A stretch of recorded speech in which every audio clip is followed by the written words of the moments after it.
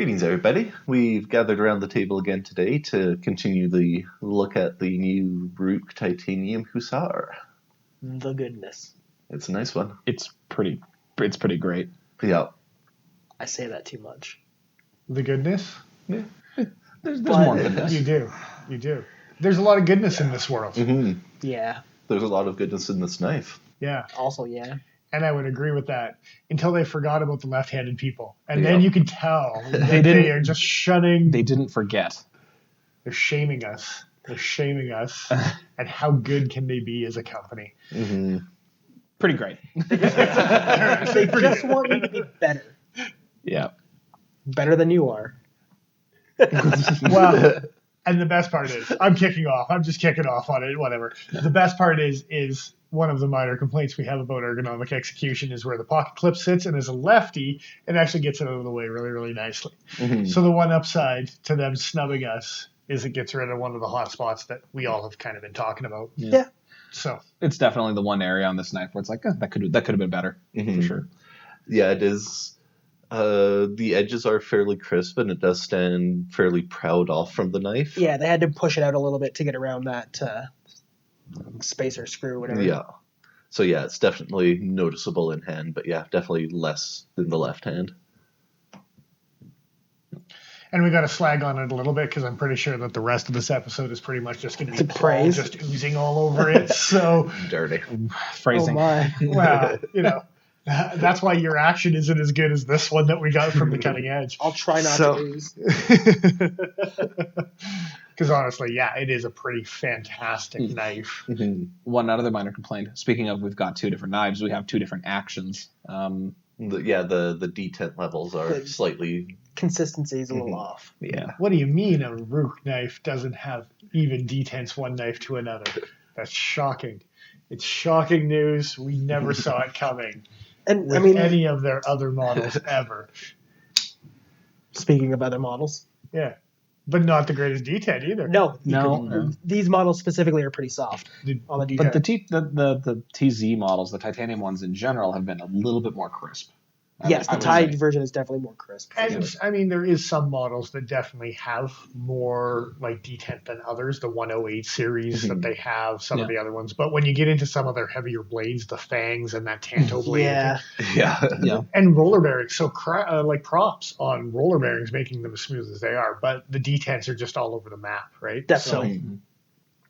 So before we get into the oozing onto this knife, one of the other little gripes that we had was the inside edges.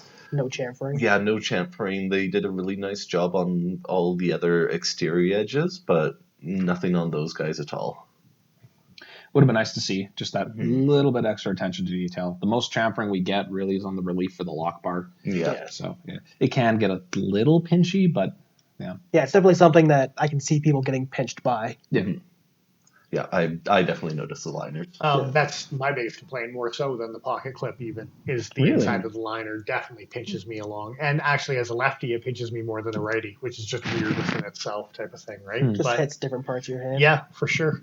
And even probably how I grip it because of a more natural grip rather of than course. another or something like that type of thing, right? So the inside liners, if you have to crank on these, but again, you've got a $60 option or a $55, whatever it is type of, that if you want to crank on it with Sandvik steel, and if you do like the design, you can go the next step further. Get a little fancy. And being able to crank on it, something goes hand in hand with that, is a secondary lock. Yeah. Meh, whether you need it or not. I think the more than anything else, it could be a nice over travel. It's Yeah, a weird it's- addition to a knife that didn't have it in the first place. Yeah, I Yeah. will say that. I'd say it's a welcome addition, if anything. I mean, it's unobtrusive. It's not like the CRKT auto locks where it always goes when you open the knife. That's what I was going to say. It's Yeah. nice that it's just out of the way if you don't want it. It's optional. Yeah, it's definitely not a feature that I'm looking for in a knife, but I do see the appeal of it being there for the mass market, and there's so many people that when they find out it has a secondary lock, it increases their enthusiasm for it. So Yeah. it's definitely a good idea to put it on. But I do think that there is an elitism thing that they're like, no, you don't need it if you're machining titanium properly. It doesn't have to need. And I'm like, regardless of whether you ever use it or not, my big thing isn't over travel. Mm-hmm. Yeah. And I think that's an important thing to have, is an over travel stop on things. I mean, we all know the tolerances of what our frame locks can do. but we also do silly things sometimes. So having that nice reassurance, even if it's Yeah, just the guarantee there. is very nice. Yeah. Mhm. Since we were doing a little bit of hating, there's one thing. The No, pocket, we're going to praise it and then end on a hate note. Yeah, go ahead. the pocket clip doesn't bother me. The inside of the liners doesn't bother me specifically, but the way this thing goes into a pocket, because of how, I don't know if you want to, just how proud those screws are. Every time you put it into your pocket, it catches those screws, and you got to fiddle with it for a second to get it all the way into your pocket. I have found that by lifting the pocket clip gently, it just maneuvers it just slightly so that the screws go right past. Yeah. But I sometimes forget to do it when I'm putting this knife into my pocket. There's times to go gently and there's times to jerk it out. And this is one of those cases. Or times Yeah. to jam it in there too. Yeah. Who's oozing? No comment. Yeah, so there's ways to deal with it, but it would have been nice just to see flush screws with the bottom of the pocket clip. I mean, Yeah. if CRKT can do it, Yeah. Ruike can That's do it. fighting. No kidding. Damn. No, they're Gauntlet. Smack. they're capable of great things. Clearly, I would just like to see that little bit extra. That's all. Yeah, for sure. And I mean, one of the big things about the oozing, speaking of, Paul with his 10s across the board. A few. And we had to talk him off of a ledge to not have more. I had another one. I dropped it down. What was that on? Ergonomics in general. Okay, Because fair we enough. were talking about the liners in the clip. And we had to separate the objective from the personals. But yeah. Even still, like, this thing is an absolutely fantastic knife. I think we can all agree on cost versus materials is the big one that stands out. It's hard to beat, man. And Yeah, whether definitely one of the highest scoring in that category that we've ever had, I think. Yeah, around the whole table. For what it gives you for $200 for the expert machining that goes into it, it's like, wow, okay. And I've heard people complain about the same things that we've complained about. And they're like, yeah, but for this much dollar of a knife, I should be getting this. And I'm like, I've seen a lot higher price pointed knives. I own like it ceramic bearings instead of stainless steel bearings and things like that type of idea. And I'm like, guys, look at this for what it is at the price point of what it is. If it was 200 American, I can see some Yeah. conversation. You know what I mean? But it's 200 Canadian. Like that's Yeah. And with that less sort than of, on a lot of markets, right? Like it's and this lane doesn't need ceramic bearings. That actually No. is It's nice already enough. super Yeah. crisp. Okay, I will say longevity wise, it's good and fine, but ceramic is going to have less wear, less corrosion, Longer things like life. that. Than stainless steel requires more maintenance That's fair. type of idea. So it is got that, but again, I'm not paying $300. I'm not paying $400. Why am I expecting things that ZTeep doesn't do on a knife twice the price? Yeah. Just for case in point. Yeah. Yeah. Internal milling. This one doesn't have it, but on I think every other titanium model that they came out with, they did. yeah. What they compensated for on this was just the thinness of the titanium compared to the bulk of the G10 with the steel. 100%. The one reason I bring this out, the full titanium version of this guy is over $100 more. And it's the Than same that. steel, and Yeah. it's the same handle material, and Yeah. it's the same ball bearing system. Is it stainless steel on theirs too? Not ceramic? I believe it is Yeah, stainless stainless steel steel. across the board. Just, to CTs. just curious. Yeah. But I mean, sure, American manufacturing, but you look at the quality of what these guys are putting out. Yeah. It's hard to argue with. So, and any of the complaints we do have pretty much got washed away as soon as you throw a price tag next to this knife. You're like, I can get rid of over every single one of those complaints. 100%. It's. I'm trying not to gush. To ooze. Yes, that too. He's just trying not to because I called it that at the beginning of the video and now it's dirty. Exactly. He's like, Oh, no. He's ooze shaming me. I feel ooze shame. That's all I'm saying. I'm not going to comment on that. But I mean, titanium, and I mean, I have knives in my collection that are all titanium that weigh the pocket down. The fact that this thing comes out in under 4 ounces in an all titanium, like all metal knife is pretty nice. For a knife with basically a 4-inch cutting edge, that's impressive. Yeah, super impressive.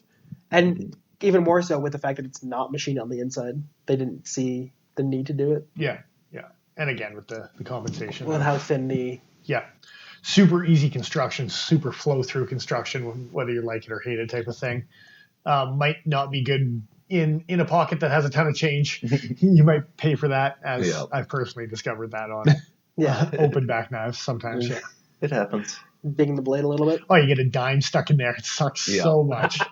Try to Like open your it's knife and a closed. dime goes flying. So, yeah. I'm really excited to see what people do with this knife because it's a fairly cheap option for people to pick up and play with anodizing and stuff like that. I would love to see what people can do with this thing as a canvas. Yeah, I'm very interested to see what people can do as Some well. people would be Just throwing cool that to out there do a little that. bit. Just saying. So I gotta get some things rolling there. Yeah, that you do. one of the other things we actually talked about as well was the personal ergos and the simplicity. And we come back to it over and over and over again, where one good finger choil with a nice straight back design with nice contouring will trump any sort of crazy hotspot any day of the week. It happens over and over again in the knife Yeah. world. Yeah, and supposing that your hand fits on the knife properly, which, I mean, it sounds like it does for even Nigel. Yeah, like I'm just on the border and I can just get in and it's still comfortable. Right, and this is the type of thing where heard that. people can pick that up and just be damn happy with it. There's nothing confusing or weird. Yeah, so appealing to the masses.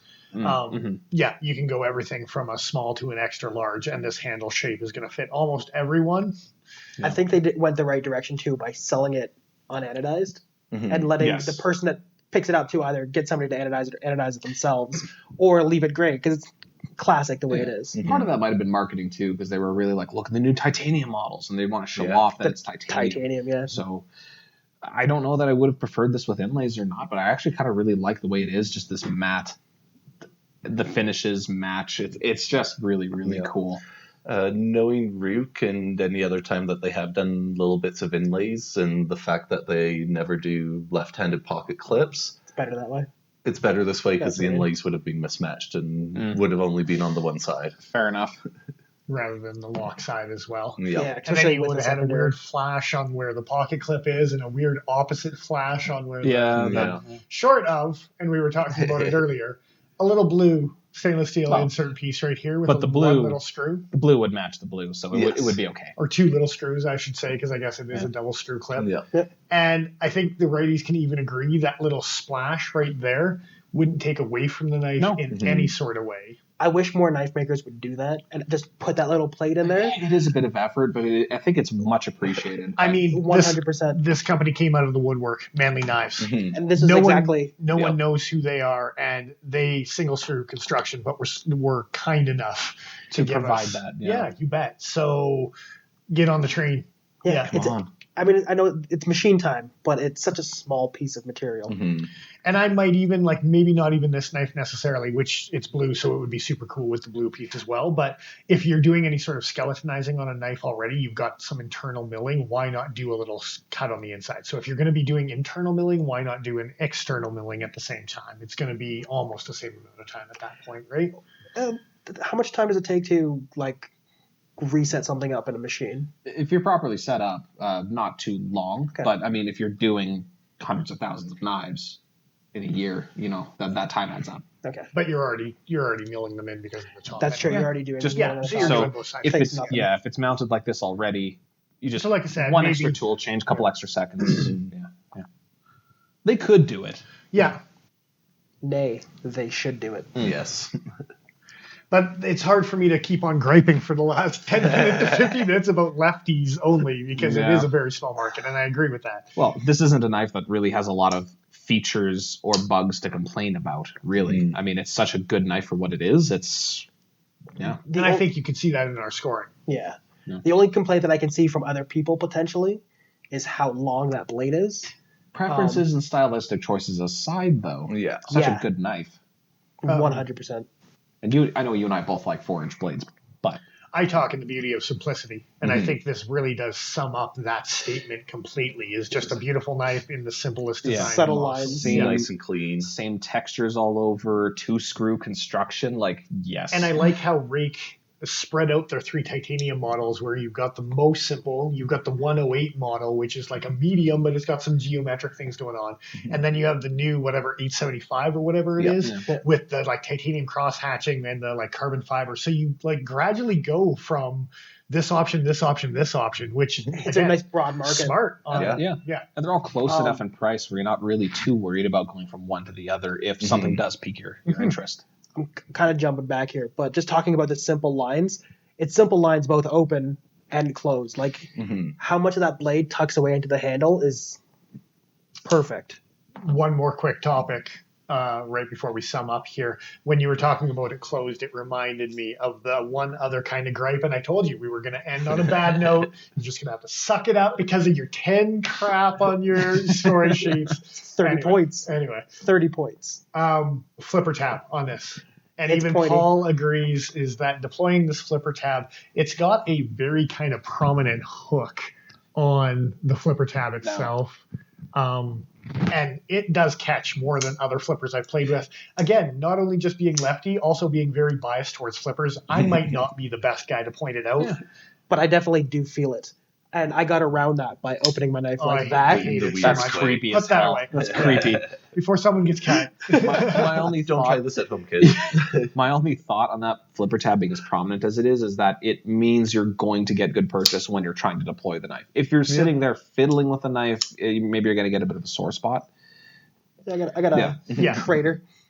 And I think that happens with new knife syndrome. Oh, as well, absolutely. quite a bit. I got to break it in. But even like I said, compared to other flippers on the market, I did catch this one, and I could see the fidget factor driving you crazy after a day or two because of It went from a knife that I took out of my pocket and left like at my computer desk to one that I just left in my pocket. Like I just leave it there. So anyway, So yeah, kind of rounds up what we have to say about this guy. As I'm sure you could have told by now, we like it. Oh, yeah. Definitely check it out. Just a bit. Yeah. Going to give a big giant thank out to the Cutting Edge for letting us play with this guy. It's still a thing. hashtag the code. Seriously, thanks, guys, for letting us take these, Yes. these new and expensive, very fun toys, especially when we already have one. It's Good comparison though. And again, gonna plug the Patreon. Yeah. Anytime you guys can help us out in any sort of way, any sort of contribution will go towards the channel. It will be dedicated towards helping everything. We're out that not we've got. blowing it on beer. We're Yeah. And we might even give you a thank out.